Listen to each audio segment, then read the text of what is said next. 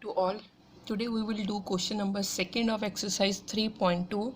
But before moving on, let us revise our last lesson. In our last lesson, we have seen that the general form of the pair of linear equation in two variable is of the type a1x plus b1y plus c1 is equal to 0 and a2x plus b2y plus c2 is equal to 0. Now these equation can be consistent, that is they have a solution, or these can be inconsistent, that is they have no solution. Now consistent further have two cases. First case is that they have one solution or unique solution, and the second case is they have infinitely many solution. अब one solution कब होता है? One solution तब होता है when the ratio is a1 upon a2 not equals to b1 upon b2, and infinitely many solution कब होते हैं? When the ratio is a1 upon a2 is equal to b1 upon b2 is equal to c1 upon c2.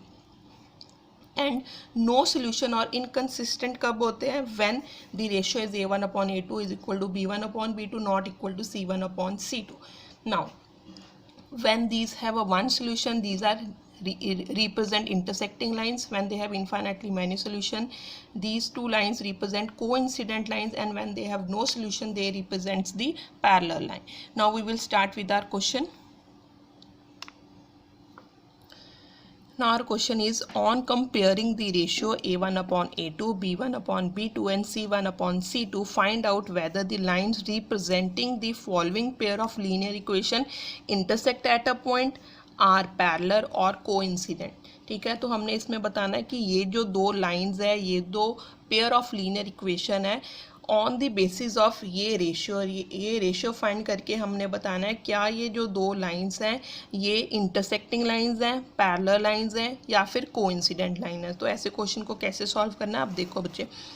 पहले सबसे पहले देखेंगे क्या ये general form में है, क्या ये a1x plus b1y plus c1 is equal to 0 इस फॉर्म में है, इज इक्वल टू 0 की फॉर्म में है.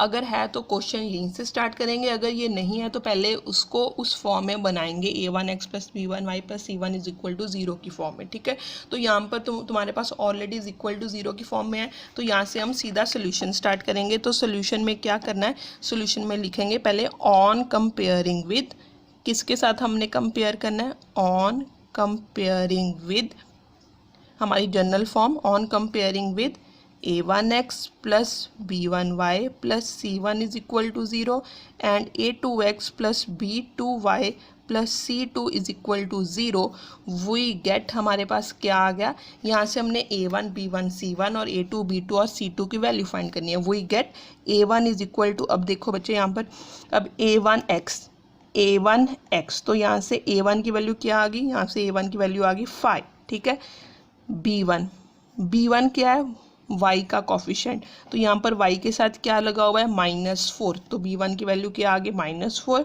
c1 की वैल्यू क्या है, यहाँ पर c1 क्या है, कांस्टेंट क्या, 8, तो यहाँ पर आ गया 8.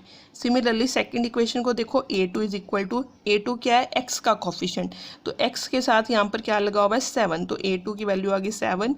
b2 is equal to, b2 क्या है, y का कॉफिशिएंट, तो यहाँ पर y के साथ आगे क्या लगा हुआ है, 6, तो यहाँ पर b2 की वैल्यू आ गई 6, और c2 की वैल्यू क्या है, -9, तो हमारे पास ये वैल्यू आ गई. ठीक है, अब हमने क्या फाइंड करना है, अब हमने रेशियो फाइंड करनी, किसकी रेशियो, a1 अपॉन a2 की रेशियो. तो a1 अपॉन a2, a1 की वैल्यू पुट करो 5 अपॉन a2 की वैल्यू क्या है, 7, तो 5 अपॉन 7 आ गई रेशियो. आगे b1 अपॉन b2 की वैल्यू करो, तो जब हमने b1 की वैल्यू फाइंड की तो b1 की वैल्यू क्या आ गई, b1 की वैल्यू है -4 अपॉन b2 की वैल्यू क्या है, 6, तो ये 2 के टेबल पर कैंसिल हो रहा है, 2 2 ज़ा 4, 2 3 ज़ा 6, तो आंसर क्या आ गया, -2 अपॉन 3. अब क्या ये दोनों रेशियो सेम आ रही है, नहीं आ रही. a1 अपॉन a2 की वैल्यू 5 अपॉन 7 आ रही है, b1 अपॉन b2 की वैल्यू -2 अपॉन 3 आ रही है. तो हमारे पास क्या आ गई, देयरफॉर हमारे पास क्या बन गया, a1 upon a2 not equals to b1 upon b2. तो अब टेबल से रिकॉल करो, a1 upon a2 not equals to b1 upon b2 किसकी है रेशियो. सो यहाँ पर अब लिखोगे, since the ratio a1 upon a2 not equals to b1 upon b2, therefore the lines represents intersecting lines. कौन सी लाइन्स है, intersecting lines. ठीक है बच्चे, ये हमारा क्वेश्चन खत्म हो गया। हमने ये बता दिया कि ये जो दो लाइंस हैं ये कौन सी लाइंस हैं, ये इंटरसेक्टिंग लाइंस है। कैसे हमने फाइंड किया, पहले हमने जनरल फॉर्म के साथ इसको कंपेयर किया, वहाँ से हमने कॉन्स्टेंट्स की वैल्यू निकाली, A1 B1 C1 A2 B2 और C2 की वैल्यू निकाली। वैल्यू निकाल के हमने इसके आगे रेशियो फाइंड की। रेशियो फाइंड करके तुम देखोगे ये कौन सा केस बन रहा है, तो ये फर्स्ट वाला केस बन रहा है, A1/A2 not is equal to B1/B2। तो फर्स्ट वाला केस कौन सा है, इंटरसेक्टिंग लाइंस वाला। ठीक है, तो इसका मतलब ये इंटरसेक्टिंग लाइंस होगी। अब सेकंड पार्ट देखते हैं इसका। हाँ जी बच्चे, अब सेकंड पार्ट देखो। सेकंड पार्ट में तुम्हारे पास इक्वेशन है 9x + 3y + 12 is equal to 0 and 18x + 6y + 24 is equal to 0। तो ये इज इक्वल टू 0 पहले ही है। ठीक है, तो इसको अब कुछ नहीं करना, बस सिंपली हमने लिखना स्टार्ट करना है। ऑन कंपेयरिंग विद, किसके साथ कंपेयर करना है, जनरल फॉर्म के साथ कंपेयर करना है। तो वो हम लिखेंगे ऑन कंपेयरिंग विद किसके साथ, a1x + b1y + c1 is equal to 0 and a2x + b2y + c2 is equal to 0। We get, हमारे पास क्या आ गया, हमने a1 b1 c1 की वैल्यू फाइंड करो, वी गेट a1 क्या है, अब a1 है x का कॉफिशेंट, तो यहाँ पर x के साथ आगे क्या लगा हुआ है 9, तो इसका मतलब a1 की वैल्यू क्या आ गई 9। सिमिलरली b1 की वैल्यू क्या आएगी, b1 होता है y का कॉफिशेंट, तो यहाँ पर y के साथ आगे क्या लगा हुआ है 3, तो b1 की वैल्यू क्या आ गई, b1 is equal to 3 and c1 की वैल्यू क्या आई 12, तो c1 की वैल्यू आ गई 12। सिमिलरली a2 की वैल्यू फाइंड करो। सेकंड इक्वेशन में a2 जो x का कॉफिशेंट है, तो जो x का कॉफिशेंट है, तो x का कॉफिशेंट यहाँ पर क्या है 18, तो a2 की वैल्यू क्या आ गई 18, b2 की वैल्यू क्या आई देखो बच्चे 6 और c2 की वैल्यू क्या आ गई 24। तो अब रेशियो फाइंड करोगे, तो रेशियो फाइंड करो a1/a2, फाइंड करो a1 की वैल्यू 9/a2 की वैल्यू 18, तो ये कैंसिल हो रहा है, 9 1 ज़ा 9, 9 2 ज़ा 18, तो ये बना 1/2 बन गया। सिमिलरली b1/b2 की वैल्यू फाइंड करो, तो b1 की वैल्यू क्या आ रही है, b1 की वैल्यू है 3 और b2 की वैल्यू क्या है 6, कैंसिल करो, 3 1 ज़ा 3, 3 2 ज़ा 6, तो आंसर आ गया 1/2 आ गया। सिमिलरली c1/c2, अब c1/c2 फाइंड करोगे तो वैल्यू क्या आएगी 12/24, तो ये 12 के टेबल पर सीधा कैंसिल हो रहा है, 12 1 ज़ा 12, 12 2 ज़ा 24, तो आंसर आ गया 1/2।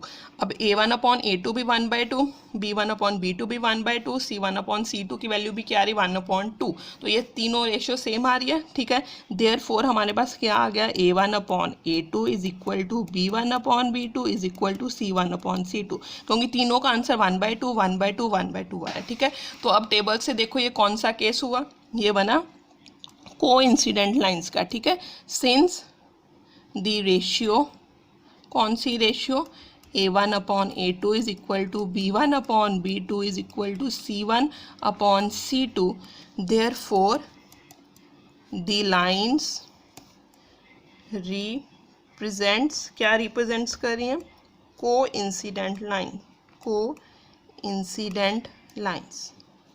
ठीक है बच्चे, ये हमारा सेकंड पार्ट खत्म हुआ। अब थर्ड पार्ट देखते हैं। हाँ जी, थर्ड पार्ट भी बच्चे सेम है। क्या लिखोगे, सबसे पहले फर्स्ट क्या आएगा, इसको देखना हमने, ये पहले इज इक्वल टू 0 बना हुआ है इसको, तो इसको कुछ नहीं करना, बस सिंपली लिखना स्टार्ट करो। ऑन कंपेयरिंग विद, किसके साथ कंपेयर करना है, ऑन कंपेयरिंग विद, कौन सी जनरल फॉर्म के साथ, on comparing with a1x + b1y + c1 is equal to 0 and a2x + b2y + c2 is equal to 0। We get, हमारे पास क्या आ गया, वैल्यूज फाइंड करो। वी गेट a1 की वैल्यू क्या आई, a1 की वैल्यू होती है जो x का कोफिशिएंट है, जो x के साथ कांस्टेंट लगा हुआ है, तो x के साथ यहाँ पर क्या लगा हुआ है 6, तो a1 की वैल्यू 6 हुई। b1 की वैल्यू, b1 मतलब जो y के साथ लगा हुआ है, तो y के साथ आगे क्या लगा हुआ है -3, तो पूरा माइनस भी साथ में लगेगा, b1 इज इक्वल टू -3 और c1 की वैल्यू क्या आ गई 10। सिमिलरली a2 की वैल्यू, a2 क्या है x का कोफिशिएंट, तो x के साथ यहाँ पर क्या लगा हुआ है 2, तो a2 की वैल्यू आई 2, b2 की वैल्यू, अब b2 मतलब जो y का कोफिशिएंट है, यहाँ पर y के साथ कुछ नहीं लगा हुआ, मतलब y के साथ क्या होगा, यहाँ पर 1 होगा, और 1 के साथ कौन सा साइन है, माइनस का, मतलब b2 की वैल्यू क्या आई -1। ठीक है, और c2 की वैल्यू क्या आई 9। अब हमने रेशियो फाइंड की, रेशियो फाइंड करो, a1/a2 इज इक्वल टू 6/2, तो कैंसिल करो, 2 1 ज़ा 2, 2 3 ज़ा 6, तो आंसर क्या आ गया 3। b1/b2 फाइंड करो, तो b1/b2 किया तो b1 की वैल्यू -3/-1, माइनस के साथ माइनस साइन कैंसिल हो गया, तो आंसर क्या आ गया 3 आ गया। सिमिलरली अब c1/c2, तो जब हमने c1/c2 फाइंड किया तो ये बना 10/9, ये अब किसी के टेबल पर कैंसिल नहीं हो रहा, तो अब यहाँ पर देखो ये दोनों वैल्यूज़ तो सेम आ रही है, पर इसके इक्वल सेम नहीं आ रही, तो हमारे पास कंडीशन क्या आई, therefore A1/A2 is equal to B1/B2 but not equal to C1/C2, क्योंकि ये दोनों सेम आ रही हैं, 3 सेम आ रही है, पर C1/C2 10/9 के इक्वल नहीं आ रहा। तो क्या बनेगा, ये लिखो, लाइन लिखो, अब लाइन लिखना जरूरी है।